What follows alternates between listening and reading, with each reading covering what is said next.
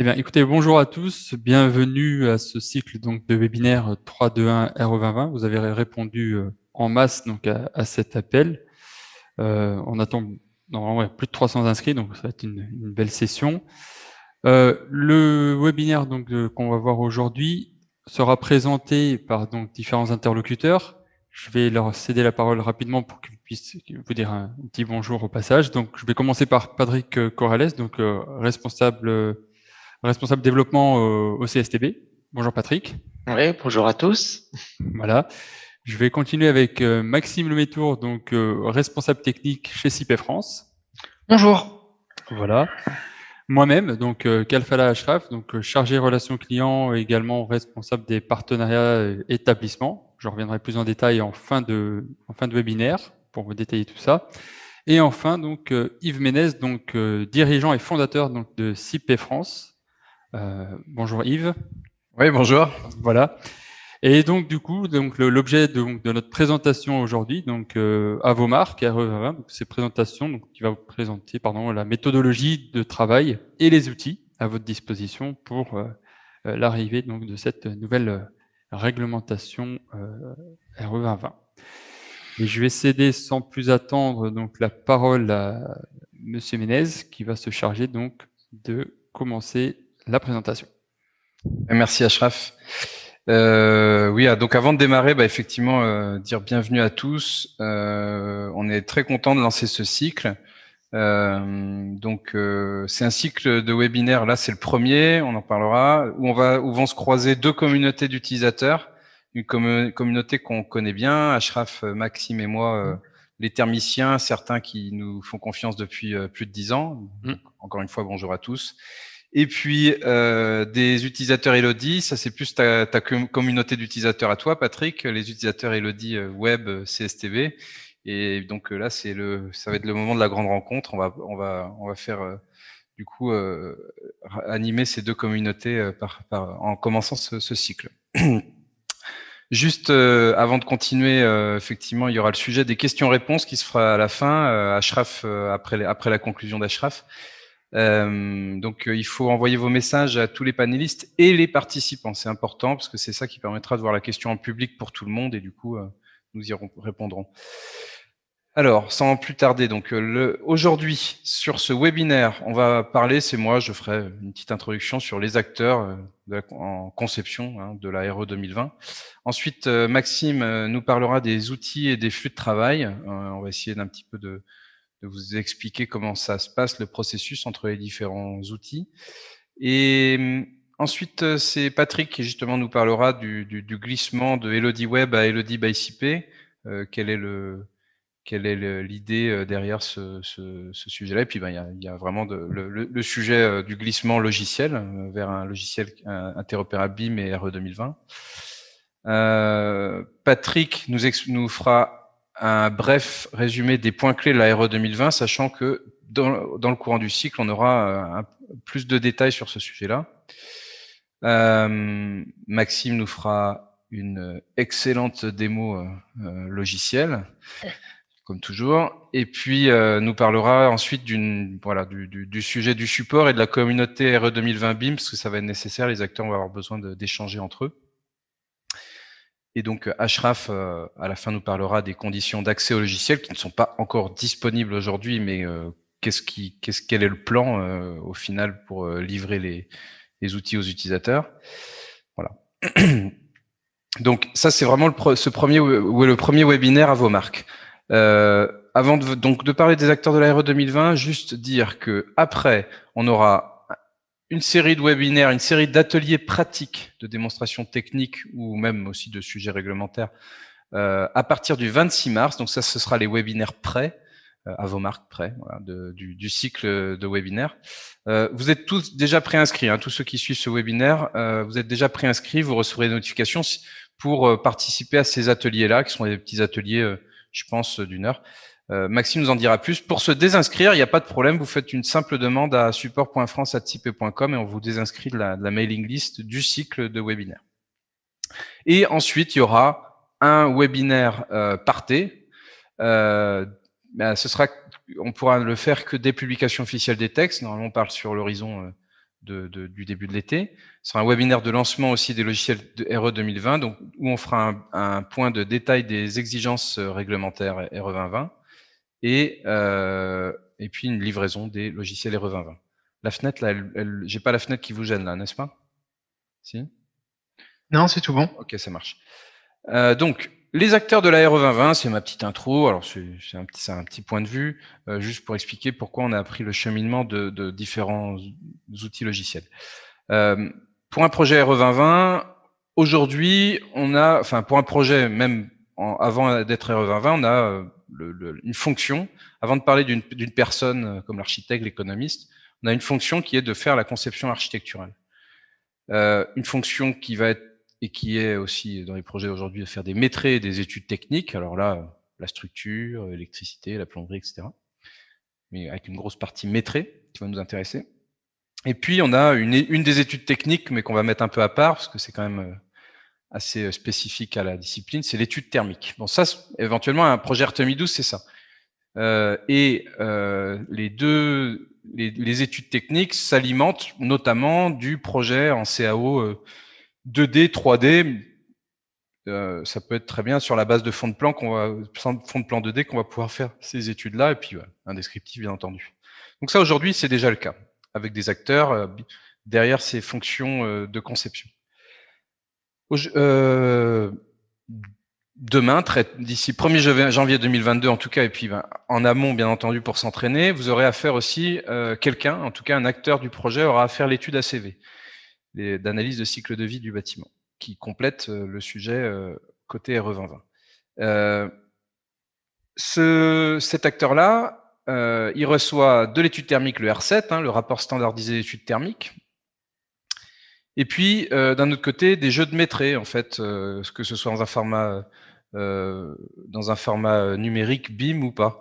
Donc un jeu de maîtrise, puis des choix techniques. Et c'est à partir de là qu'on va pouvoir faire l'étude ACV, notamment sur les consommations d'énergie, et puis sur les produits de construction d'équipement. Donc ça, c'est les fonctions. C'est pas encore les personnes, c'est pas encore les acteurs. Maintenant, si on se pose la question de qui derrière ces fonctions de conception, eh bien, si on fait un exemple, parce que en fait, il y a pléthore de façons de faire un projet. Par exemple, une maison individuelle de CMiste, de constructeurs de maisons individuelles. Bon, aujourd'hui, on connaissait le mode de fonctionnement pour faire ces fonctions de conception. On voit à gauche, en général, c'est le constructeur de maisons individuelles qui fait la conception dite architecturale, la distribution des pièces, etc. Et les maîtrises études techniques sont très souvent réalisées. Éventuellement, il y a en sous-traitance sur des projets, donc du calcul de structure, etc. Mais le gros des études est très souvent concentré chez les équipes projeteurs du constructeur de maisons individuelles. Et très souvent, alors parfois ils l'ont en interne, mais très souvent, il y a un bureau d'études thermiques en face, très souvent avec un contrat cadre, etc., qui traite toutes les études thermiques de ce constructeur. Bon, demain, il va y avoir une étude ACV à faire. Qui va faire cette étude ACV? Qui va le faire? Franchement, c'est difficile d'affirmer. Il n'y a pas forcément de réponse unique. La tendance qu'on voit, c'est quand même que ce soit beaucoup ce bureau d'études thermiques qui ajoute à sa casquette en fait la discipline environnement.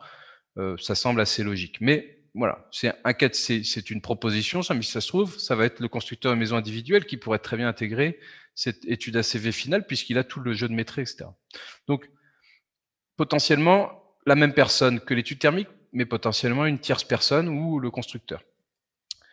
Un autre exemple, par exemple, un bâtiment d'enseignement, voilà, un bâtiment public où il y a quand même un projet conséquent en termes de conception. Là, l'équipe de maîtrise d'œuvre va quand même être un peu plus cossue. On va en général trouver en haut à gauche pour la conception architecturale un architecte. En bas à gauche, pour les maîtrises, l'économiste, et on trouvera aussi sur les études techniques des BE structures, etc. Et en haut à droite, un bureau étude thermique pour réaliser notre étude thermique. Encore une fois, se pose la question, qui va faire l'étude ACV? Ça pourrait être très bien le bureau d'études thermique, c'est ce qui va se profiler dans beaucoup de cas. Je pense que beaucoup de bureaux d'études thermiques vont s'emparer du sujet, c'est normal. Nous, les récents échanges qu'on a avec les économistes, c'est que ça pourrait aussi tout à fait être eux, puisqu'ils ont une grande maîtrise des métrés, des métrés des éléments de construction, et en fait, avec le R7 du bureau études thermiques, ils pourraient mener l'étude ACV. Et puis, il y a aussi, c'est en tout cas le cas aujourd'hui, pas mal de bureaux d'études spécialisés sur l'environnement qui traitent ce sujet-là. Si on est sur un projet un peu conséquent, un collège où il y a des choix de matériaux biosourcés à faire, etc. Bon, ça arrive souvent qu'on a une assistance à maîtrise d'ouvrage. Donc voilà. En fait, tout ça pour dire que suivant le projet, ça va être peut-être la même personne qui va faire les deux fonctions, ou effectivement, on va peut-être avoir une personne complémentaire qui va s'ajouter. Alors, une fois qu'on a dit ça, voilà, ça c'est les personnes derrière cette étude ACV. Et du coup, tout d'un coup, il faut que les outils soient en capacité d'absorber ce flux d'informations, que ce soit la même personne qui fasse tout, à la rigueur, la conception architecturale également, ou que ce soit vraiment chacun sur sa discipline. Et c'est là où en fait notre proposition logicielle, on en a déjà parlé dans de précédents webinaires, c'est qu'autour du projet RE 2020, sur la gauche, vous voyez, on aura de manière classique actuellement des utilisateurs de logiciels, par exemple de CAO architectural, BIM ou pas, structure, fluide, économiste de la construction, sur ces deux disciplines de gauche, et sur nos disciplines de la RE 2020, on aura un outil. Notre proposition, c'est un outil qui s'appellera CIPETERM RE 2020 avec derrière un utilisateur, un outil qui s'appellera et qui s'appelle déjà Elodie by CIPE avec potentiellement la même personne ou une autre personne. Et comment ça se passe pour que justement tous ces acteurs-là se passent entre eux les informations dans les flux qu'on a vus précédemment, c'est par la mise en place d'un flux collaboratif. Allez, BIM, je l'aurais dit une fois dans le dans le webinaire. Et ça, on le verra bien dans les flux que va nous présenter donc Maxime. Et c'est justement à toi, Maxime, de nous parler justement plus en détail de ces outils et ces flux de travail proposés à ces différents acteurs. Eh ben, c'est parti, je vous partage mon écran, normalement. J'attends juste confirmation, mais vous l'avez. C'est bon. Moi, je l'ai. Ok. Donc, quel flux, donc quels outils et flux de travail? Donc, le premier flux, donc ici, je vais vous présenter deux schémas fonctionnels. Donc, les deux schémas, c'est de la 2D à la RE 2020. Donc, un premier flux, en fait, en partant d'un plan 2D, c'est ce qui se fait, hein, on va dire déjà actuellement, dans certains bureaux d'études. Donc, à partir de mon plan 2D, en fait, je vais pouvoir récupérer des métrés. Avec ces métrés, je peux réaliser donc la simulation énergétique, actuellement une étude RT 2012, et puis avec la réglementation à venir, une étude RE 2020 pour le volet énergétique. À partir de ces mêmes plans, je peux réaliser avec les métrés donc l'analyse de cycle de vie, donc soit une analyse de cycle de vie dite générique, soit l'étude RE 2020 pour le volet carbone, tout en sachant que on a communication. La simulation énergétique va également amener des données au niveau de l'analyse de cycle de vie. Donc là, voilà, donc le premier schéma fonctionnel qui est uniquement issu, on va dire, de métrés manuels à partir d'un plan 2D que l'on aurait du bâtiment, quel qu'il soit. Le deuxième flux, deuxième schéma que l'on peut retrouver, c'est également le même départ. Je pars d'un plan 2D, sauf que là, pour un certain gain de temps, surtout au niveau de la partie métrique, ce plan 2D, je vais pouvoir donc en générer un modèle 3D, donc qui serait un modèle architectural.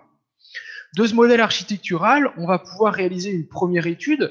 Donc l'objectif, c'est de faire la simulation énergétique, également ce que j'avais tout à l'heure, avec l'étude RT 2012 actuelle, ou l'étude RE 2020, le volet énergétique. Mais entre le modèle architectural et la simulation, je vais venir ajouter un modèle analytique qui me permettra de retrouver tout un tas d'informations qui viendra compléter le modèle architectural, notamment l'adjacence de locaux, les ponts thermiques et d'autres éléments. Et là, en fait, on a directement un métré qui est issu du modèle architectural. Le métré servira donc pour la simulation énergétique, servira également pour l'analyse de cycle de vie, donc soit générique, soit le volet carbone de la RE 2020, et on a également à droite la simulation énergétique qui vient compléter donc au niveau de l'analyse de cycle de vie. Mais dans ce cas-là, le modèle architectural ne contiendra pas forcément toutes les données. On aura aussi besoin de renseigner de façon manuelle les données qu'on pourra ressortir, par exemple, depuis les plans 2D du projet, pourquoi pas. Donc voilà ici les deux flux de travail qu'il peut y avoir, un flux entièrement manuel au niveau de la gestion des données métriques, et puis un flux avec de la récupération de données au niveau du modèle architectural. Alors, au niveau de ces flux, donc je vous ai remis ici le même schéma. J'ai mon plan 2D qui me permet de créer un modèle architectural. J'en ressors un modèle analytique pour la simulation énergétique. Et du plan 2D, du modèle architectural et de la simulation énergétique, je viens également donc générer l'analyse de cycle de vie. Donc sur ce schéma, en fait simplifié, on va ajouter une capacité d'actualisation du flux ici.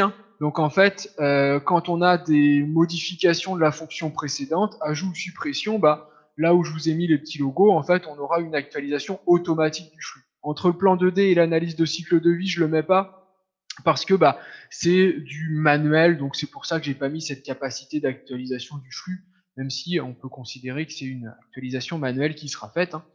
Et comme exemple, par exemple, c'est de l'ajout de fenêtres dans le modèle architectural, c'est création de cloisons, de nouveaux locaux dans le modèle architectural toujours, ou changement des types de murs, pourquoi pas. Donc en fait, on a une relation maître-esclave. Donc en fait, l'objectif c'est que la fonction finale de la simulation, donc que ce soit l'énergie, la CV, puisse disposer de toutes les informations pour actualiser donc l'étude que l'on est en train de réaliser. Donc ça, c'est des petits schémas génériques qui peuvent être réalisés avec différents logiciels qui existent sur le marché. Et nous, chez SIPé, qu'est-ce que l'on met en place? Donc, je repars de ce même schéma générique et puis on va isoler en fait les outils que l'on propose chez SIPé pour venir réaliser donc ce schéma. Donc, au niveau du modèle architectural et du modèle analytique, en fait, on peut les réaliser directement avec deux outils que sont soit IFC Builder, soit CPCANMAP. Donc deux modeleurs en fait qui sont mis à disposition donc dans la gamme des logiciels CIP. Dans ces modeleurs, on va pouvoir venir y intégrer donc un plan 2D pour réaliser à la fois le modèle architectural et le modèle analytique. De ces modèles architectural et analytiques, on pourra réaliser la simulation énergétique avec donc le logiciel CIPterm RE 2020, donc on est en train de développer avec l'intégration du cœur de calcul du CSTB pour la partie énergie. Et puis, donc, que ce soit le modèle architectural, le plan 2D ou la simulation énergétique, on pourra intégrer toutes les informations de ces différents éléments dans Elodie by CIP pour l'analyse du cycle de vie. Et bien sûr, toutes ces fonctions d'actualisation, on les conserve et on vient y mettre la plateforme beamserver.center pour avoir donc la capacité donc de synchronisation des modèles et d'actualisation de ceux-ci en cas de modification. Donc ça, c'est le premier flux de travail que l'on propose avec des flux de travail qui sont uniquement donc un flux de travail qui est uniquement dédié avec des outils CIP. Tous les logiciels que vous voyez à l'écran, donc IFC Builder, CIPCANMAP, CIPterm RE 2020 et Elodie by CIP, c'est des logiciels que l'on va distribuer chez CIP. Il y a un deuxième flux de travail. Alors, juste sur CIPterm RE 2020, on peut avoir au niveau de la simulation énergétique d'autres outils également. Un deuxième flux de travail ici qui va être un petit peu différent. On a le même schéma fonctionnel de base, sauf que pour la réalisation du modèle architectural, en fait, on va pouvoir partir de n'importe quel logiciel CAO BIM du marché. Donc là, je vous ai mis différents logos de logiciels. Donc on retrouverait vite Archicad Allplan sur la première ligne. Et sur la deuxième, on a IFC Builder, CIPCANMAP et CIP Architecture, qui est un logiciel d'architecture que l'on a sorti récemment et que l'on développe. Une fois qu'on aura notre modèle architectural, donc IFC Builder et CIPCANMAP permettent de générer à la fois le modèle architectural et le modèle analytique, mais les 4 autres outils à l'écran ne permettent pas de générer le modèle analytique. Donc avec le logiciel que l'on développe qui est OpenBeam Analytical Model, on va pouvoir donc venir générer le modèle analytique et le modèle architectural plus le modèle analytique permettront de réaliser la simulation énergétique, donc en l'occurrence avec CIPterm RE 2020.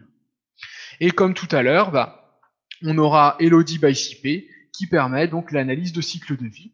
Et tout ce flux de travail-là va être actualisable, synchronisable grâce à la plateforme beamserver.center que vous voyez ici. Donc là, on a, par rapport à mon schéma précédent, j'ai l'option de synchronisation qui apparaît ici entre le modèle architectural et le modèle analytique. Donc, dès qu'on a des outils différents, on a toujours un flux d'actualisation qui est possible entre l'ensemble de ces outils au niveau donc de notre projet.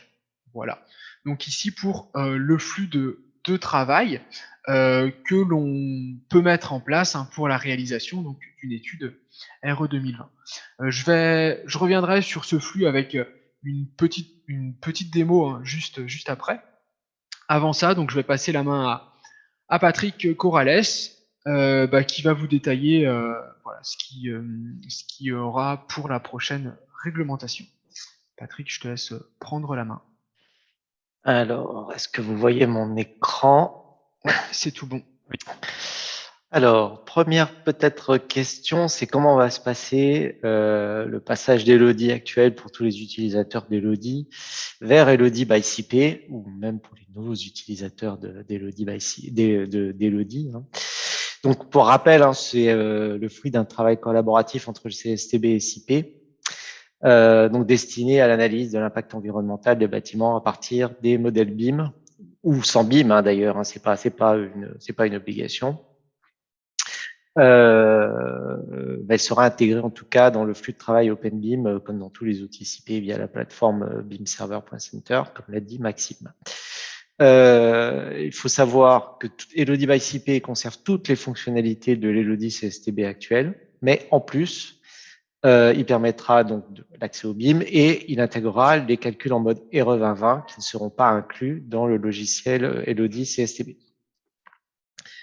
Donc Elodie CSTB, Elodie Web, qu'on appelle entre guillemets, il restera disponible pour tous les utilisateurs d'Elodie le temps de la transition en fait.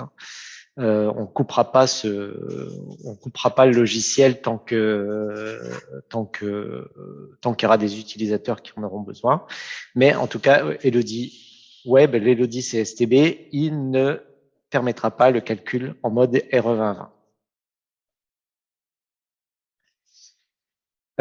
Donc, pour préciser un peu les choses, Elodie by CP intègre donc le moteur de calcul du CSTB et le cœur de calcul environnemental qui s'appelle comme ENV. Alors, comme vous le savez peut-être ou peut-être pas, le cœur de calcul obligatoire pour la thermique, c'est Comet, le cœur de calcul du CSTB. Pour tous les calculs thermiques de la RE 2020. Par contre, le cœur de calcul pour la partie environnementale n'est pas obligatoirement celui du CSTB. Faut quand même savoir que ce moteur, il est disponible. Donc, le Elodie by CP l'intégrera.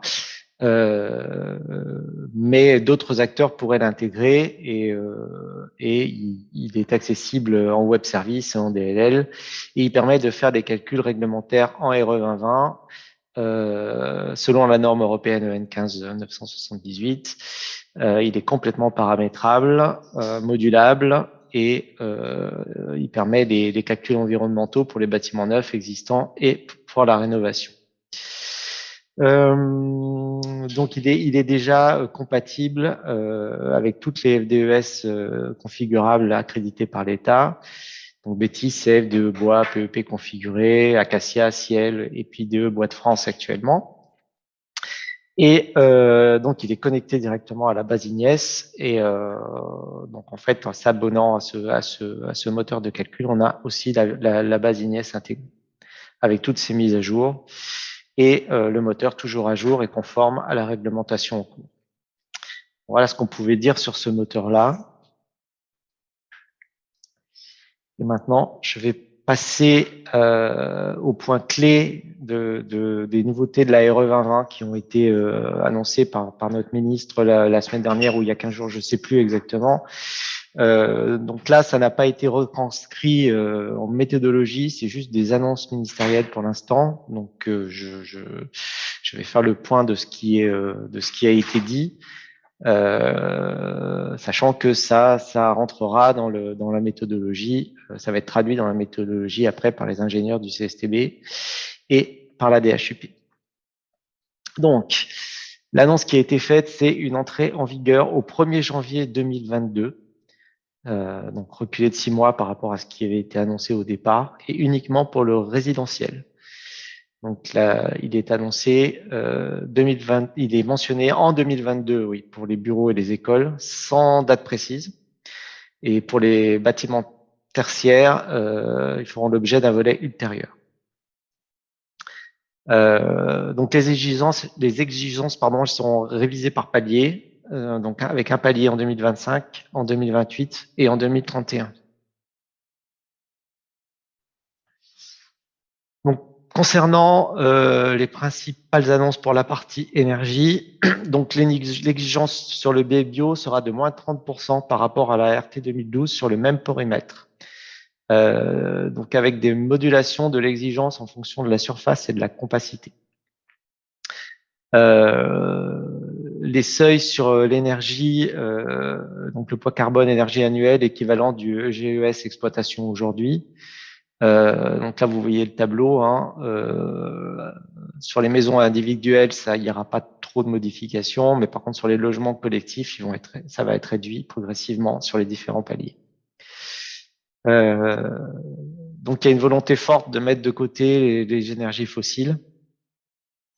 La modification du seuil à l'horizon 2025 pour les logements collectifs, qui passe à 6 kg de CO2 par mètre carré et par an,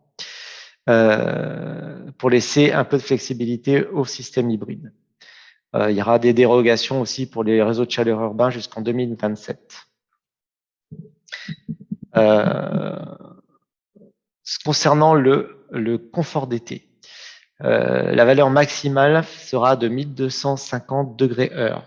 Alors pour vous donner un petit peu une équivalence en langage humain, ça veut dire que maximum on pourra passer 25 jours durant laquelle le logement sera continuellement à 30 degrés le jour et 28 degrés la nuit.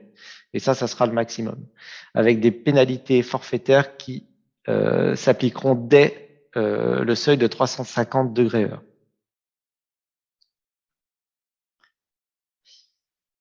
Alors, concernant l'environnement, la principale annonce, c'est que la méthode d'ACV dynamique est maintenue. Enfin, elle était dans les tuyaux. En fait, elle sera dans la réglementation. Avec une volonté de l'État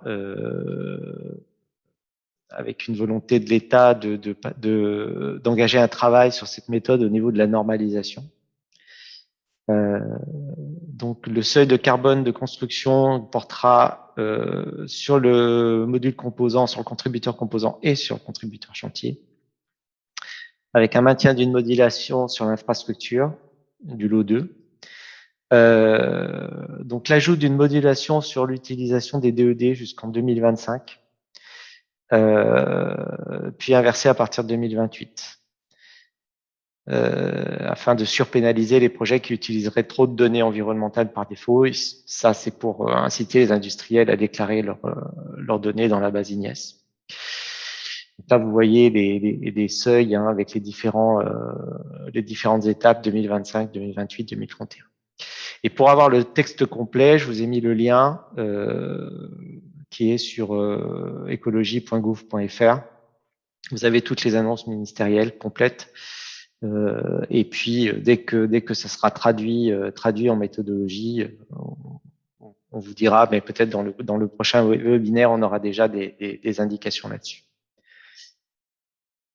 Je peux passer la parole maintenant à Maxime. Je vais reprendre la main pour la démo plus pratique de flux de travail. Voilà, normalement, c'est mon écran qui apparaît ici. C'est bon chez tout le monde. Donc, pour démarrer cette présentation, ici, je suis sur la plateforme collaborative BIMserver.center. Sur cette plateforme, en fait, donc ça va être une démo simplifiée, hein, puisqu'il y aura les ateliers par la suite qui permettront d'avoir les différentes étapes pas à pas du flux de travail. Donc, sur la plateforme BIMserver.center gérée et développée par CIP, j'ai créé un projet ici que je vous partage dans le petit module de chat. Si vous voulez y accéder, vous aurez exactement les mêmes choses que moi. Donc, ce projet, en fait, sur la plateforme, contient différents fichiers au format IFC. Donc, j'ai notamment le modèle architectural. Donc, le modèle architectural qui a été réalisé à partir de fonds de plan 2D. Donc, ici, je vous ai j'ai les différents niveaux. Donc, le rez-de-chaussée, le R+1, le R+2. Donc là, on a pris un bâtiment tertiaire, en fait. C'est les bureaux dans lesquels SIP, on est basé à Rennes. Donc on a les différents plans des niveaux au format 2D. Grâce à un logiciel de CAO, on est venu réaliser donc le modèle architectural. Suite à ce modèle architectural, on a réalisé le modèle analytique pour pouvoir donc générer donc la partie réglementaire, la simulation énergétique. Donc on est venu également y ajouter les mobiliers de bureau, les appareils sanitaires, ce qui nous donne une vue 3D plutôt sympa. Voilà, que l'on retrouve ici. Donc là, je suis toujours sur la plateforme BIMserver.center. Vous avez accès à la même chose que moi. J'avais juste ouvert mes 3 onglets pour éviter les chargements du fait de mon partage d'écran. Donc ici, voilà, on a les différents éléments qui apparaissent sur le projet. Donc en fait, qu'est-ce que l'on est venu faire ici? On est venu donc réaliser dans un premier temps. Donc là, moi je l'ai fait sur SIPETherm RT 2012 en activant le label énergie carbone. Pour la réglementation, bien sûr, on aura le logiciel SIPETherm RE 2020. Donc en fait, dans ce logiciel, j'ai directement intégré le modèle 3D ici, donc avec les deux parties, le bâtiment. Sur ce modèle 3D, en fait, je suis venu caractériser thermiquement l'ensemble des éléments, donc les bureaux. On est venu caractériser donc les parois, donc ici parois isolées extérieures, les parois intérieures, avec donc à chaque fois la donnée thermique propre à chacun des éléments. Donc on a eu la même chose avec les planchers, bas, intermédiaire, la toiture, les portes, les fenêtres, donc l'ensemble des éléments ici du projet. On est également venu donc caractériser donc les bâtiments. Donc j'ai 2 bâtiments sur mon projet. J'ai le bâtiment A avec ses caractéristiques d'ascenseur, puisque c'est des éléments qui sont à prendre en compte pour le label E+C-. Dans ce bâtiment A, j'ai une zone bureau et on a une partie qui est une crèche que l'on retrouve ici au rez-de-chaussée. Donc on a bien différencié les zones en fonction des usages. Et pareil pour le bâtiment B, qui est juste à côté, j'ai une zone bureau et au rez-de-chaussée, on a un cabinet médical que l'on retrouve ici. Donc les zones ont bien été différenciées et on est venu renseigner donc le parking, les 2 parkings ici pour le bâtiment A, pour le bâtiment B. On aurait pu le regrouper en un seul sur ce projet. Sur mon projet, donc j'ai déjà en fait réalisé le calcul, donc je me retrouve ici avec le calcul réglementaire RT 2012, BBO, CEP, la TIC et tous les indicateurs, les exigences de moyens, donc pour mes 2 bâtiments, bâtiment 1 et bâtiment A et B. Et au niveau des récapitulatifs, donc sur le document études thermiques réglementaires, je vais retrouver donc la labellisation du bâtiment. Donc pour un label E+C-, je suis en énergie 2 pour le bâtiment B et je dois être aussi en énergie 2 sur mon bâtiment A, si je dis pas de bêtises. Voilà, donc on a ce niveau qui est atteint avec un CEPNR 241,30 et l'exigence pour être énergie 2 est de 175,40, donc le niveau est atteint. Et une fois que j'ai fait ça, bah en fait, je vais pouvoir exporter du coup sur ici la plateforme collaborative BIMserver.center le modèle IFC de mon étude RT 2012. En fait, sur la plateforme, je l'ai déjà. C'est le fichier qui est ici, l'étude réglementaire, la réglementation thermique 2012. En fait, ça génère donc un fichier IFC, mais avec tout un tas d'autres documents, notamment le R7 et un fichier JSON pour se souvenir de l'architecture de mon projet, l'arborescence de maison. Et suite à ça, bah, il va falloir que je vienne en fait réaliser donc l'étude, l'analyse de cycle de vie. Donc pour ça, je vais pouvoir utiliser donc Elodie by SIP que je retrouve ici. Donc dans Elodie, bah, donc le projet a déjà été fait. Donc on a retrouvé le modèle en fait 3D qui a été réalisé ici. Et au niveau de ce modèle 3D, en fait, je suis venu créer ce qu'on appelle des critères de maîtrise. C'est-à-dire que les différents éléments du modèle, donc par exemple les parois extérieures, donc j'ai dit que les éléments de type IFC Wall dans le modèle IFC qui s'appelait parois extérieures, on devait leur ajouter donc les caractéristiques suivantes ici. Donc du béton, un revêtement extérieur, une laine de verre et une plaque de plâtre. Alors l'organisation n'est pas idéale ici, ce serait plutôt cet ordre-là, puisque je suis isolé extérieur au niveau de mon projet. Donc je suis venu en fait réaliser directement ce critère de Métré. Et quand je réalise ce critère de Métré, ça va permettre au logiciel, depuis le modèle 3D, de récupérer donc les Métrés directement. Ça veut dire que par exemple ici, au niveau de mes murs, bah, si je prends, je peux cliquer directement dessus, ça sera plus rapide. Donc ce mur qui apparaît directement, vous voyez, en orange dans ma vue 3D, j'ai une surface de 125,55 mètres carrés, hein, donc qui ont été récupérés depuis les quantités du modèle architectural réalisé. Donc on va retrouver ces éléments. Donc je fais le Métré pour l'ensemble des éléments donc du modèle 3D. Et une fois que j'ai fait ça, dans la partie donc analyse de cycle de vie, je vais retrouver directement, donc ici je ne vais pas le faire, mon projet est fait, mais en actualisant le Métré, dans la partie produits de construction et équipement, je retrouve donc les différents lots détaillés au niveau du label E+, C-. Et dans la partie notamment superstructure maçonnerie et sur mes éléments verticaux, mes façades, bah, je vais retrouver les voiles en béton armé directement avec les quantitatifs. Donc on a l'ensemble des éléments ici qui vont apparaître, voilà, c'était à ce niveau-là, donc on les voit apparaître en orange directement donc sur la vue 3D. Donc on a de cette façon la récupération de mes traits. On va également retrouver ici la consommation donc d'énergie, donc chauffage, refroidissement. Donc cette consommation d'énergie est directement issue du calcul fait dans CIPEterm RT 2012 avec donc l'ensemble des quantités qui apparaissent. On va également renseigner la consommation au niveau des rejets d'eau, de la phase chantier. Et sur l'arborescence de gauche, ici je vais retrouver l'ensemble de l'arborescence du projet qui a été fait, alors je suis en train de tout vous réduire, dans CIPEterm RT 2012. J'ai le bâtiment B avec les bureaux, le cabinet, et j'ai la même chose pour mon bâtiment A qui apparaît ici. Donc on a l'ensemble des données, et on aura donc, après avoir réalisé un calcul, le détail donc des résultats, donc l'impact environnemental pour l'étape de construction, de production, pardon, le processus de construction, l'étape d'utilisation, la fin de vie et le total, avec la consommation des ressources, les déchets, les flux sortants. Et comme je suis sur un label, donc E+, C-, je vais avoir la synthèse, ici, qui s'ouvre. Donc j'ai un projet qui est énergie 2, carbone 1 pour le bâtiment B, et énergie 2, carbone 1 pour le bâtiment A. Et on retrouve donc ce document détaillé qui est disponible donc en PDF directement depuis Elodie by CIP. Donc voilà ici pour le flux de travail en fait que l'on a pu mettre en place. Donc c'est un flux de travail assez simplifié là que je viens de vous présenter. Mon projet était déjà fait, donc je suis parti de plan 2D. Un modèle architectural a été réalisé puis envoyé sur BIMserver.center. Je suis venu y ajouter notamment le modèle analytique pour l'étude RT, la simulation énergétique. Et puis ensuite, j'ai récupéré le modèle archi plus la simulation énergétique pour réaliser l'analyse de cycle de vie. Donc, d'ici donc à peu près toutes les 2 semaines à partir d'aujourd'hui, donc jusqu'à juin 2021, en fait, on vous fera des ateliers un peu plus pratiques, détaillant vraiment toutes les étapes de mon flux de travail, donc tout le processus de travail que l'on peut mettre en place avec les outils CIP. Donc le premier aura lieu le 26 mars, donc vendredi dans 2 semaines, dans 3 semaines même, pardon. Et le premier atelier pratique se nommera Elodie vers Elodie by CIP. Donc avant de démarrer, en fait, on va vous détailler comment va vraiment se passer la migration entre Elodie Web et Elodie by CIP que l'on intègre.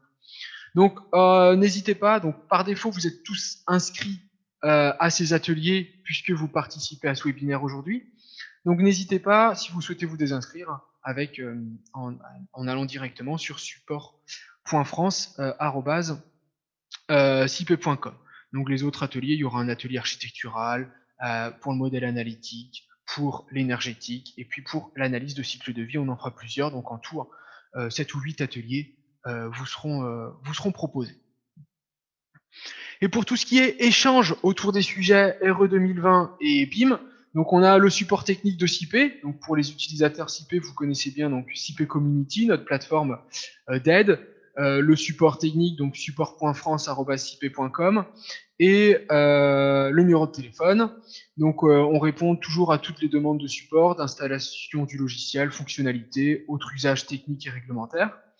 Et puis, on a également décidé donc de mettre en place une petite communauté BIM avec le partenaire Exabim pour que vous puissiez échanger directement sur les fonctionnalités, donc les environnements CAO BIM avec n'importe quel logiciel du marché, et aller vers les logiciels RE 2020, donc CIP, CSTB, hein, notamment donc CIP Term et Elodie. Donc on va suivre tous les messages, particulièrement ceux qui auront les mots-clés soit RE 2020, soit ACV, hein, que vous pourrez poster dans la rubrique énergétique, environnement et acoustique. Donc n'hésitez pas, hein, lors de l'utilisation de logiciels, soit à nous contacter au support, soit à poster pour des échanges directement dans la communauté, hein, Exabim, si vous le souhaitez.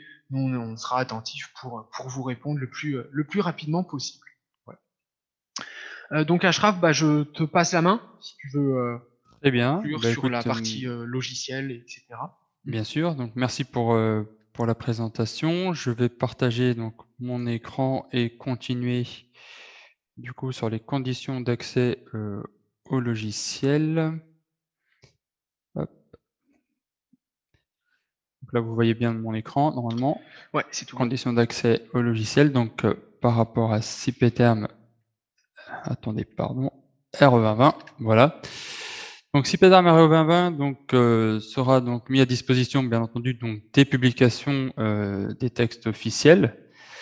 Il faut savoir qu'on aura une version freemium, donc j'entends par là donc une version gratuite. Donc c'est une version qui vous permettra un accès à la base de données Edibatech, bien entendu, mais elle sera orientée uniquement donc maison individuelle ou à coller.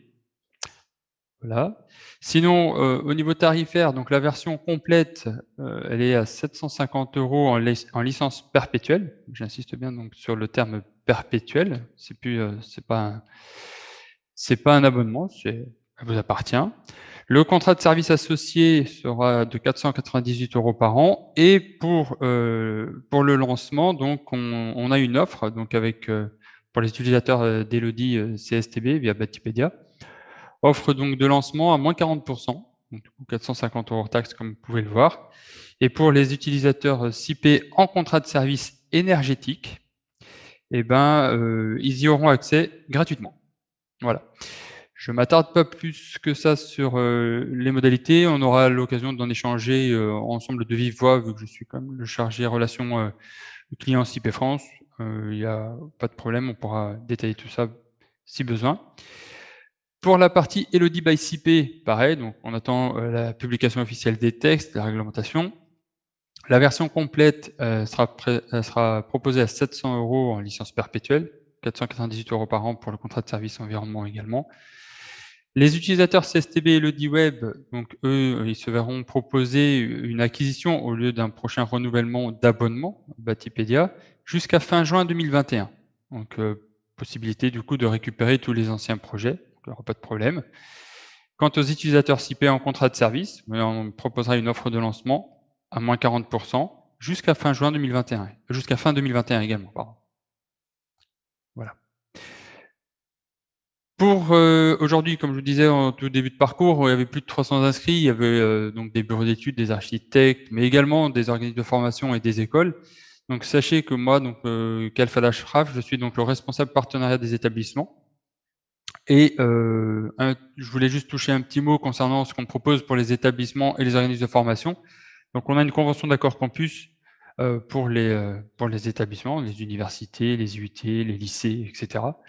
Et là, donc, le but, c'est qu'on propose un bon nombre d'outils à des conditions, bien entendu, très spécifiques, puisqu'on est sur des accords avec les établissements éducation nationale. Idem, on a une convention de partenariat organisme de formation pour les organismes de formation. Pareil, vous avez mes coordonnées. Si vous avez des questions à ce sujet-là, donc vous n'hésiterez pas à me contacter pour avoir plus d'informations. Je suis l'interlocuteur unique de toute façon pour les accords campus ou les conventions de partenariat organismes de formation chez CIP France. On a fait le tour du coup, donc merci à Patrick, Maxime, Yves. Désormais, ce qu'on va pouvoir faire, donc, c'est qu'on va Merci pouvoir. Achraf. Merci à vous tous. On va pouvoir passer aux questions, et pour ça, du coup, je vais reprendre la liste des questions. Hop. Donc, ouais, ponctuer que effectivement les logiciels sont pas disponibles aujourd'hui. On attend la publication des textes à minima pour les rendre disponibles, puisque c'est à publication des textes qu'on en aura l'autorisation. On pense qu'on aura effectivement la capacité de préparer le développement en amont via les textes en consultation, mais voilà, pour l'instant on n'a pas les logiciels en disponibilité. Néanmoins, le cycle de webinaires qu'on va avoir vont permettre de nous préparer, d'accord. Donc c'est l'idée du 3-2-1 RE 2020. On n'a pas tout pour partir, pour démarrer, mais on va avoir quand même pas mal d'informations déjà à bien digérer en amont sur les flux de travail, sur les outils logiciels tels qu'ils sont actuellement, et quand ils seront mis à disposition, ce sera comme le vélo, il n'y aura plus qu'à monter dessus. Tout à fait. Alors, je reprends les questions qui nous ont été posées donc, dans l'ordre. Donc, j'ai une première question. Bonjour, allez-vous diffuser aux participants une synthèse de la web réunion avec les dispos présentés? Oui, donc on aura de toute façon donc l'enregistrement donc du webinaire qui sera disponible. On va vous envoyer donc le lien à l'issue donc de la réunion. Vous allez de toute façon tous recevoir un mail de remerciement, ou également il y aura le lien d'indiquer. Sébastien Daniel, est-ce que le logiciel RE2020 sera sur le modèle de CPCADMEP et ou uniquement sous la forme de Builder plus CPTerm, pardon. Alors là, je vais laisser le soin à Maxime de répondre à cette question. Pour CPTerm RE 2020, on s'oriente plutôt vers IFC Builder plus CPTerm au niveau des développements pour le moment. Après, on a le modeleur 3D tel que tu l'as démontré dans la présentation. Le CP4MEP pourra très bien servir de modeleur 3D initial. Oui. Peut-être annoncer qu'on va avoir sans doute en 2 temps ce CPTerm RE2020. Il y aura un très proche du CPTerm RT 2012 dans un premier temps, et il y a des travaux en cours pour faire des intégrations assez avancées justement sur une espèce de fusion entre Analytical et RE2020, mais dans un premier temps, on sera sur quelque chose qui aura l'apparence de CPTerm RT 2012 sans doute. D'accord. Question de Jean-Yves Brossard. Donc, juste CP4MEP vers CPTerm RE2020, ce sera possible. Ok. Question donc de Jean-Yves Brossard pour Patrick. Quelle fonctionnalité présente l'ACV générique?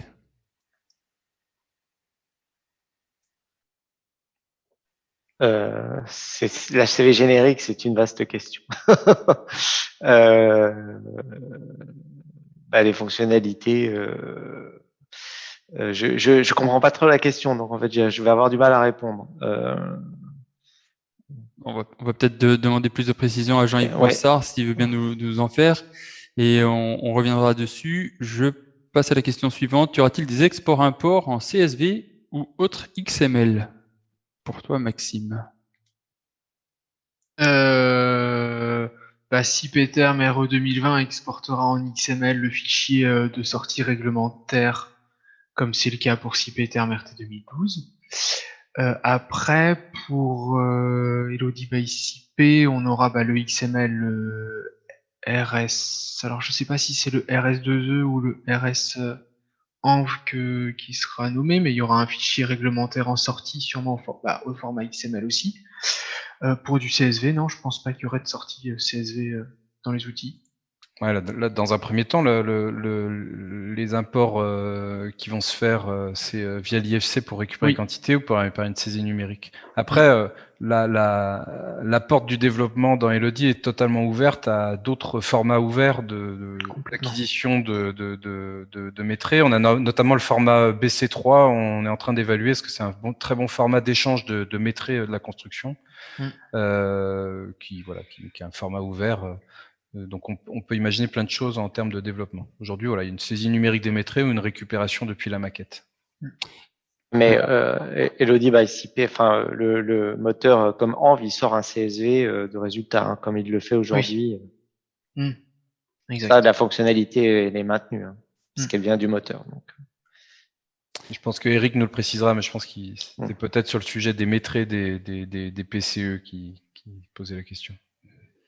D'accord. Prochaine question au sujet donc de la formation. Y a-t-il des formations de prévues pour l'analyse de cycle de vie et l'apprentissage du logiciel Elodie? ICP. Oui, donc formation de prise en main, on en a. Au CSTB, il y a des formations donc théoriques sur l'analyse de cycle de vie et beaucoup de choses sont vues sur la manipulation logicielle lors des webinaires à suivre. Donc oui, il y a ce qu'il faut à ce niveau-là. Prochaine question. CPterm RE2020 est-il déjà dispo en version bêta? Maxime, je te laisse le soin de répondre à cette question de Non, Olivier Gadet. on est en cours d'intégration du cœur de calcul, donc pour l'instant, c'est nos développeurs qui ont le cœur de calcul et le logiciel. Nous, on n'a pas de version bêta là-dessus. Ce qui va s'en rapprocher le plus, hein, c'est CPterm RT 2012 en activant le label énergie carbone au niveau des sorties et des indicateurs, hein, que vous retrouverez. Et quand bien même on l'aurait, de toute façon, pour l'instant, on ne pourrait pas le diffuser. Non, on pourra pas. Non, ça c'est impossible de diffuser tant que le ministère n'a pas donné l'autorisation de diffuser le moteur. Y a-t-il des différences à modeler sous IFC Builder ou CP? Question de Johan Pelletier. Je pense que c'est IFC Builder ou CPCADMap. CPCADMap, on va modéliser avec les informations thermiques, alors que dans IFC Builder, on fait juste un modèle géométrique vide de données techniques. C'est juste une géométrie. C'est la principale différence, hein, au niveau de la modélisation entre les deux outils. Donc CPCADMap, je vais mettre un mur avec des couches, alors que IFC Builder, je mets un mur qui a juste une épaisseur. Après, la façon de modéliser, c'est toujours cette 2D étage par étage. C'est exactement pareil, CPCADMap et IFC Builder sur la façon de modéliser. Là où c'est très différent, c'est sur le nouveau logiciel CP Architecture, le logiciel de modélisation architecturale qu'on a lancé l'été dernier. Et qui d'ailleurs, dans la dernière mise à jour, la version 2020.e, commence à être vraiment intéressant comme remplaçant à IFC Builder, parce qu'on a une modélisation géométrique qui permet de faire correctement le modèle thermique, notamment avec on avait encore une limitation qui était sur l'inclinaison des toitures sur les locaux, qui aujourd'hui épousent bien la pente des toits, etc. Donc là, on est plutôt sur un modeleur 3D, alors que CPCADMap et IFC Builder, c'est plus des modeleurs 2D qui font une 3D. Une observation de la part de Olivier Gadet. J'ai l'impression que la caractérisation des parois faites dans CPterm, épaisseur, type de matériau, ne remonte pas dans Elodie by CP. Est-ce bien cela? Oui. Oui, on n'a pas le lien, puisque de toute façon, dans Elodie, pour réaliser l'analyse de cycle de vie, il faut aller sélectionner une fiche FDES dans la base Ignes, ou des fiches préconfigurées, en fait, configurées par l'utilisateur. Donc il n'y a pas de lien entre les couches que vous allez mettre pour l'étude thermique et l'analyse de cycle de vie, puisque dans l'analyse de cycle de vie, il faut sélectionner les éléments à partir de données dans des fiches. Donc ce serait très complexe de faire des liens, et c'est pas l'idée ici. C'est vraiment dans CPterm, je crée mes couches thermiques. Dans Elodie, je viens choisir la fiche FDES ou la fiche d'un configurateur que je souhaite mettre en place sur le projet. Donc il n'y a pas de lien. Sophie qui nous demande: bonjour, avez-vous une idée du temps nécessaire pour les études complètes thermiques et LCA à partir du modèle analytique IFC pour un bâtiment résidentiel? Yves, tu te mouilles ou pas? Fatalement, il y a un petit peu plus de travail que sur une étude thermique, donc un tout petit peu plus de travail que sur une étude RT 2012, je veux dire. Donc récemment, j'ai sondé moi des utilisateurs, parce que moi en réalité, nous on a finalement peu d'expérience sur la pratique au quotidien d'une multitude de projets. C'est plus vous qui le maîtrisez, en tout cas ceux qui se sont frottés à une ACV en plus. Donc sur de la maison, la question c'était sur la maison ou... Résidentiel, je crois. Bon, bah, sur la maison, moi j'ai de ce que j'ai sondé, on est sur quand même un temps quasiment double hein, pour la réalisation de l'étude de la maison individuelle. Donc tout va dépendre en fait de la productivité de vos méthodes de travail sur la récupération des métrés pour ces ACV. Ça dépend aussi de la standardisation du type de projet. Je veux dire, si c'est un projet avec un nouvel architecte qu'on connaît pas sa façon de travailler, il faut tout découvrir ses modes constructifs. Alors que si on est sur une maison catalogue d'un constructeur de maisons individuelles, ben, très rapidement, on peut standardiser les méthodes avec un gros travail en amont pour ensuite enquiller les études, quoi. Et sur un logement collectif, je pense pas qu'on double le temps de travail pour le coup. Je pense qu'on se rajoute un bon peut-être, qu'est-ce que tu dirais Maxime, un bon 30% de travail sur, Ouais, je pense. sur un logement collectif. Ouais, après, ça dépend vraiment de la partie, que ce que tu disais, travailler avec un architecte et découvrir son travail. La partie critères de maîtrise, ce que j'avais dans Elodie, quand je fais mon lien des murs avec les fichiers FDES, si l'architecte utilise toujours les mêmes murs, bah mon critère de maîtrise pour l'architecte, il est en partie fait. Donc je vais pouvoir récupérer des choses. En fait, plus je vais faire d'études avec les mêmes architectes, on va dire, et bah plus je vais gagner de temps sur mes études parce que j'aurai de plus en plus d'éléments dans mes critères de maîtrise, en fait. Ce qui est sûr, c'est que comme à l'ère 2012, la 3D a permis d'acquérir de la productivité, c'est-à-dire que clairement, en travaillant en 3D, on est plus rapide pour faire étude thermique. Je pense que, enfin, beaucoup d'utilisateurs CIP ici présents seraient d'accord avec ça.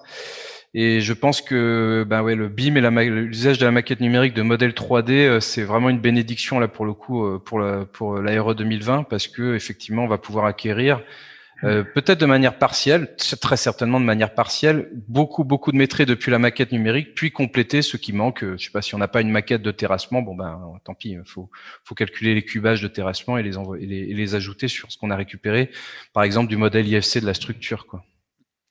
Question de Fanny Gauthier. La CV prendra en compte uniquement le bâtiment ou également la parcelle? Je pense aux clôtures pour les maisons individuelles et aux parties goudronnées pour le collectif tertiaire. Ouais, il y aura la parcelle. D'accord. Voilà. Prochaine question. Pourrons-nous intégrer SDT de confort et FLJ? Je pense SDT, j'aurais dit plutôt STD STD, de je pense qu'il y a confort. une inversion. Et Ouais, je pense qu'il y a- FLJ, bah, on a d'autres outils qui sont dédiés à ça. On a notamment CIPETherm Comet, CIPETherm Energy Plus et CIPELux pour la STD de confort Comet ou Energy Plus, ou CIPETherm Plus, pardon. Et pour les FLJ, on a CIPELux pour le moment qui permettent ces choses-là. Prochaine question, Sophie Bronchard. Avez-vous une idée du temps nécessaire pour les études complètes thermiques et LCA? On l'a déjà eu. celle-là, Ouais, on l'a déjà eu. C'était un doublon. Éric Lerognon. Et si on est déjà client utilisateur de Elodie? Ça, je pense qu'on a répondu avec mes dernières diapos. L'ACV prendra-t-elle en compte les maîtrises de type plomberie, élec, etc.? A priori, il y a un lot qui est réservé à ça. Hein. Il y a, je vais remettre un mot, vous avez mon écran. Oui. Dans la partie production de construction ici, oui, je les ai là, bon, je les ai par zone. J'ai la partie CVC, donc ici. Donc soit je peux faire un mode simplifié, ou soit je peux ne pas faire de mode simplifié. Donc le mode simplifié me prend un lot forfaitaire. Et si je mets non, c'est moi qui viens renseigner l'ensemble des éléments qui composent ce lot. Donc CVC, sanitaire, élec et télécom. Et même l'ascenseur, s'il y en a un ou pas sur le projet. Autre question, pourrons-nous toujours effectuer nos calculs RE2020 partie énergie avec CP4MEP? Du coup, ça revient à la question que tu as posée plus tôt, Ashraf. Ouais. Dans un premier temps, le cœur de calcul il sera intégré dans une version comme CIPETherm RT 2012, mais qui sera CIPETherm RE2020. Il ne devrait pas être intégré à CP4MEP. Donc la modélisation pourra toujours être faite dans CP4MEP, mais la partie calcul énergie, ce serait à faire dans ce CIPETherm RE 2020. D'accord. Prochaine question de Johan Pelletier pour Yves. Y a-t-il des différences à modeler sous IFC Builder ou CP4MEP? J'ai eu pareil, question. Sauf si Yves, tu as des choses à rajouter là-dessus, je ne sais pas. Sinon, je passe à la prochaine de Serge Hamon. Le lien avec Revit existera toujours. Je rencontre toujours un souci pour importer depuis Revit vers OpenBeam. est récupéré dans CPterm. En fait, j'ai l'impression que le problème de récupération survient lorsque je modifie la maquette. Le lien avec Revit, on a un plugin Revit qui s'installe, donc un plugin qui permet depuis Revit d'exporter un modèle IFC sur beamserver.center. Donc celui-ci, bah oui, il sera toujours disponible. Il est ici dans cette partie store de beamserver.center. C'est ce plugin-là, voilà, donc qui s'installe dans Revit, qui permet d'exporter directement le modèle IFC sur la plateforme collaborative. Il existera toujours. Si vous rencontrez des problèmes, là, il faut mieux nous contacter au support, nous envoyer le projet Revit, nous détailler les problèmes que vous rencontrez. On fera des tests de notre côté, et puis s'il y a des correctifs à apporter, on les apportera. Je prends en charge la question de Monsieur Yayaoui qui s'interrogeait s'il pouvait avoir une attestation de présence à ce webinaire. Eh ben, malheureusement non, là il y avait plus de 300 inscrits et c'est pas prévu qu'on délivre donc des attestations de présence à ce webinaire. Administrativement, c'est un petit peu complexe. Éric Lerognon, la prochaine question. Donc, OpenBeam signifie des échanges interopérables avec toutes sortes d'outils. Est-ce réellement le cas si un modèle Revit change ou s'il y a des modèles MEP, par exemple, hors CP? Peut-être que Yves a des éléments de réponse à apporter à Eric à ce niveau-là. OpenBeam, bon, avant tout, c'est open, donc c'est des formats ouverts. Donc, il y a effectivement l'IFC dans les échanges. Et donc, alors c'est dans les flux qu'on a établis, il n'y a pas que l'IFC qui sert à créer les liens, notamment le R7 d'études thermiques. Lui, on l'intègre dans le flux, c'est-à-dire que quand l'étude thermique est terminée, le R7 monte sur la plateforme et du coup l'autre personne, parce que ça peut être une autre personne sur Elodie, récupère ce R7 dans Elodie par ce flux de travail. Mais il y a d'autres formats, donc on a l'IFC, le R7, du XML, ça peut être tout type de format standard. Donc aujourd'hui, c'est ça. Essentiellement, c'est basé sur l'IFC, sur le XML, et je crois qu'il y a des BS Collab, non Maxime, dans notre flux. Si. Donc voilà, donc c'est pas que de la 3D d'ailleurs, hein, c'est voilà, notamment ce R7, c'est un format XML qui est lié au modèle 3D initial, c'est-à-dire que il est lié avec l'IFC initial, mais c'est pas forcément que de la 3D en échange. Et donc c'est interopérable avec donc nous finalement on a la suite complète avec SIP Architecture, IFC Builder, CP4MEP qui pour la création du modèle 3D, mais ça peut être Revit, Archicad, Allplan, ça peut être n'importe quel modèle 3D, ça marche très très bien. Le lien avec Revit vient d'être retesté dernièrement avec notamment l'université de Rennes qui est en train de faire un audit énergétique de l'ensemble de leur parc et en fait une modélisation faite sous Revit d'une certaine façon. Ils l'ont optimisé pour que ça passe bien dans l'analytical model. Ça se passe très très bien. Là, voilà, l'analytical model là-dessus est bien stabilisé et Revit a fait, j'imagine peut-être des améliorations dans leurs exports IFC. Et là, on a vraiment une chaîne qui s'établit avec un flux entre les outils qui fonctionne très bien, quoi. Question de Fabien Caménon. Bonjour. Est-ce que l'analyse des résultats sera disponible sur Elodie by CP? Actuellement, nous ne pouvons pas le faire sur Elodie by CP. Ouais, c'est la récupération des graphiques, je pense, qui existent sur Elodie Web, qui sont pour le moment pas disponibles sur Elodie by CP. C'est les développements qui sont en cours, le glissement de Elodie Web vers Elodie by CP. L'objectif, c'est qu'on ait exactement les mêmes fonctionnalités. Donc, c'est un développement en cours sur la récupération de ces graphiques. Question pour Patrick. Pouvez-vous me préciser les liens avec les bases de données internationales? Alors, Elodie est capable Comment est capable de fonctionner avec n'importe quelle base de données au format NF 15804. En revanche, pour la réglementation RE 2020, seule la base INES et les configurateurs listés que je vous ai listés dans la présentation sont autorisés. Très bien. Je continue avec toi, Patrick. Il a été annoncé un calcul rapide possible avec des fiches par défaut acceptées avec des exigences adaptées. Me le confirmez-vous? Si c'est le cas, n'y a-t-il pas un risque de dévaloriser la RE 2020? Alors là, j'ai pas suffisamment d'infos pour pouvoir répondre. Peut-être au prochain webinaire, mais là, je peux pas répondre sur ce point-là. D'accord. Cette réglementation correspondra-t-elle à la date du permis de construire ou des demandes de subventions telles que DETR ou autre par exemple, ou contrat. Pour Patrick. On n'a pas les détails encore. Dès qu'on les aura, le ministère communiquera là-dessus. Pour l'instant, on n'a pas ce genre de détails. D'infos, d'accord. Question pour Maxime de la part de Monsieur Ruskert. Sur les valeurs du confort d'été, sera-t-il prévu l'intégration d'un diagramme de Givoni? Est-ce que je suis le seul qui serait intéressé par cette fonctionnalité? Diagramme de Givoni, on a eu plusieurs questions à ce niveau-là. Vu qu'on est plus dans de la simulation thermique ou énergétique dynamique, si on l'intègre, ce serait pas dans CIP-Term RE 2020. Là, au niveau du confort d'été, il y aura les degrés-heures du moteur. Le diagramme, il serait plutôt intégré au niveau de CIP-Term Plus ou CIP-Term Comet sur de la simulation thermique dynamique, donc avec les outils dédiés dans la gamme CIP. Très bien. Une question pour Yves et Patrick peut-être également en parallèle. Y aura-t-il un contrôle en fin de chantier de la RE 2020 de type attestation RT, notamment sur partie ACV? C'est pareil, hein, je vais redire ce que j'ai dit tout à l'heure, on n'a pas ce genre de Pas assez détails d'infos. encore. Enfin, c'est pas qu'on l'a même pas, donc je peux pas. Je ne sais D'accord. pas.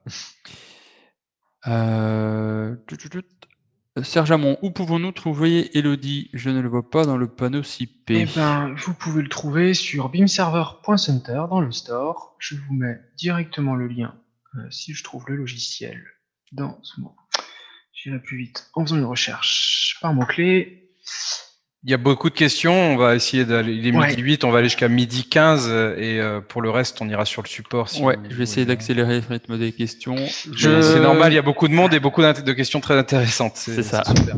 Monsieur Hamon, je vous mets le lien de Elodie dans le chat, dans le petit module. Je vous le trouve et je vous le mets. Y a-t-il une date de disponibilité pour la première version de CIP RE 2020? On l'a dit, hein, publication des textes, Ouais. c'est à minima la date où on pourrait le faire, a priori. Donc il faut qu'on soit prêt en amont en développement. On fait tout pour le faire. Et un avantage de travailler avec le CSTV, c'est que la partie notamment ACV, on est en prise directe avec la règle sur le volet calcul ACV. Sur la partie énergie, on a eu les moteurs qui nous ont été mis à disposition, comme tous les éditeurs, on fait les intégrations, mais là on attend, comme vous tous, les seuils, les publications des seuils, quoi. Olivier Gadain qui dit: j'ai l'impression que la caractérisation des parois faites Ashraf, je crois qu'on l'a déjà eu. Je la vois la question, je crois qu'on l'a déjà eu. par rapport aux matériaux. Ouais, celle du dessous aussi. D'accord. Ah, il y a eu des doublons du coup qui m'ont été. Ok. Avez-vous trouvé le problème de l'exportation en IFC qui n'est plus lisible sur BeamVision, Dalux ou autre? Les murs ne sont plus visibles. Et ça, il faut vraiment voir avec BeamVision. Ouais, parce que dans d'autres viewers, type Solibri, on n'a pas de souci de visualisation des murs. Et même des modèles issus de Revit s'affichent pas correctement dans BeamVision. C'est-à-dire que BeamVision, c'est un éditeur de logiciels tiers qui est lié, et on en est ravi, à BeamServer, mais là, effectivement, dans leur dernière version, ils ont un problème de visualisation. Y a-t-il une connexion de prévue avec le CNOA comme la RT 2012? Je vais y répondre. On est en discussion là-dessus, mais de toute façon, ce qui est sûr, c'est que, on est en discussion là-dessus, justement, sur la récupération, comme on le fait du XML d'Oscar. Mais de toute façon, comme tu l'as évoqué, Ashraf, CIP-Term RE 2020, il sera en version freemium, c'est-à-dire gratuite, sur la partie maison individuelle. C'est quand même l'usage qui en est fait le plus par les architectes avec CIP-Term RT 2012 CNOA. Donc en fait, exactement. Avec ou sans accord, de toute façon, la possibilité de faire des maisons individuelles, y compris les systèmes, ce sera disponible tout de suite, quoi. Qu'advient-il des titres 5 déjà existants qui ne sont pas intégrés directement dans le nouveau moteur de calcul RE 2020? Bien, ils ne sont pas applicables à la RE 2020. Il n'y aura pas de, je rebondis, il n'y aura pas de DLL spécifique titre 5 comme c'était le cas en RT 2012 du coup. Non. Okay. Non, il faut demander l'intégration dans le moteur cette fois-ci. Ça change, on change de. La DHUP a souhaité changer de méthodologie. Okay. Donc là, de toute façon, tout titre 5 qui n'est pas déjà intégré, en tout cas, ça fait l'objet d'un nouveau titre 5 pour la RE 2020 selon les nouvelles modalités. Je regarde les prochaines questions. L'avenir de CP4MEP RT 2012. Saïd Hamdani qui se pose la question. Oui, et puis j'ai vu les commentaires aussi. d'autres. Attendez de voir. Là, il y en a vraiment une prise à bras le corps du sujet en développement. Il y aura une première mise à disposition sans doute de CIPETERM RE 2020 dans un format tel que vous le connaissez, tel que CIPETERM RT 2012. Mais je sais, et j'en ai parlé avec beaucoup, et je sais la recherche que vous avez, je pense que la promesse qui va être de glisser de CP4MEP à cette nouvelle version de CIPETERM RE 2020, il y en aura une première puis une seconde. C'est dans la seconde où je pense qu'on aura tous les sujets de résolus.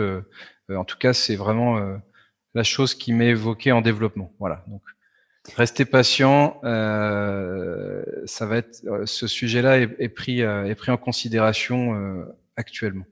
Je continue avec 2-3 questions et ensuite on devra clôturer et puis on fournira des réponses ultérieurement. Sera-t-il possible de réaliser une ACV via Elodie 2021 sans passer par le paramétrage des métriques? Question saisie de numérique. Assis. Saisie numérique complète sans aucun problème. C'est déjà disponible. Elodie by CP a exactement les mêmes fonctionnalités que Elodie Web au niveau de la saisie métrée manuelle. Il n'y a pas de changement là-dessus, c'est juste l'interface qui change. Fanny Gauthier, l'ACV prendra en compte... Non, la parcelle, on l'a déjà eu tout à l'heure. Là, j'ai des doublons de questions. Tu fait des blocs, ouais, mais je pense que j'ai pas mal de doublons. J'essaye de regarder. Question de Fanny Gauthier, je crois. Le lot 01 a bien été supprimé de l'ACV. Mais je t'ai préparé des blocs, Ashraf, tu les vois pas? Je regarde pas trop parce que si tu me fais des blocs et je revois 3 fois la même question, c'est pas des bons blocs. Ouais, ok, pardon. Ouais, là, on arrive à la fin. À la fin et on va pas pouvoir répondre à toutes les questions, je crois. Ouais, il en reste. Donc c'était pour Patrick, ça peut être plutôt ou Maxime, le lot 1 Plutôt Patrick, je pense. 1, VRD. Est-ce que... Alors, sans rentrer dans les détails, parce que j'ai pas encore tous les détails, mais a priori, il serait scindé en deux, une partie pour la parcelle et puis une partie dans la maison. Mais à prendre avec des guillemets ce que je viens de dire. Allez, une dernière question pour la route. Un IFC exporté depuis CP4MEP est-il ou sera-t-il exploitable dans Elodie by CP? C'est déjà le cas. Oui. Voilà. Très bien. N'est-ce pas, Maxime? Oui, exactement. Et dans CIPETERM, RT 2012, CIPETERM, celui qu'on veut, c'est déjà le cas. Voilà, donc on arrive à la fin de notre présentation. On a même un petit peu débordé parce qu'il y avait tellement de questions. Et il reste encore des questions en attente. On fera un point et puis on tâchera d'apporter des réponses aux questions restantes. Il ne me reste plus qu'à tout d'abord vous remercier de votre présence et de votre participation aux questions. Et il ne me reste plus qu'à vous souhaiter une bonne fin de journée. Merci. À très bientôt pour les prochains sites merci à venir. À tous. Merci à tous et puis à bientôt pour les prochains. Merci à tous. Merci Patrick. Merci. Au revoir. Au revoir.